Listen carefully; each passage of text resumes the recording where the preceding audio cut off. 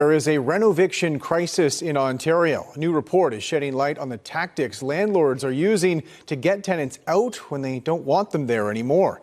Rita Ismail reports.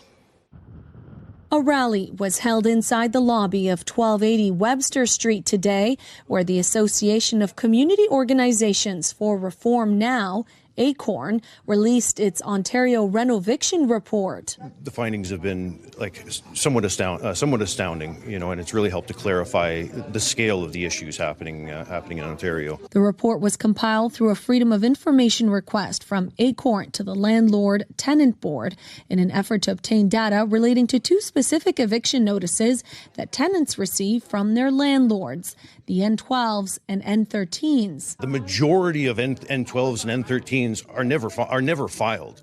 So when we're talking about a 300% increase in what's actually been filed, it's only a drop in the bucket. ACORN says the reason they are focusing on N12s and N13s is because these are increasingly becoming common tactics employed by corporate landlords to evict long-term tenants. Patty Droulard says her 70-year-old mother is a perfect example. She's been here probably about 23-ish years, if not a little bit more.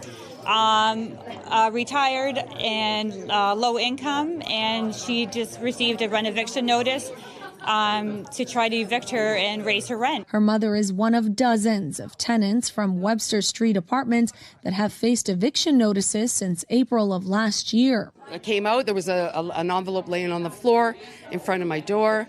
I opened it up and it said I had to move. Sharon Hodgson also received a notice last year, says she opted to stay inside her apartment and file a complaint with the Landlord Tenant Board, which currently has over 53,000 cases on a waiting list. Hodgson wants people facing similar situations to know their rights. That N13 is just an intent to evict. It wasn't a legal document, which I didn't know. ACORN says current loopholes in Ontario's rent-controlled measures incentivize owners to evict long-term tenants, as there is currently no limit on rent increases for a unit that becomes vacant. They're using these shock and awe, blatant bullying tactics, misleading information, lying outright, everything they can do. ACORN is now calling on municipalities across Ontario to pass anti-renoviction bylaws and rental replacement bylaws to protect existing affordable housing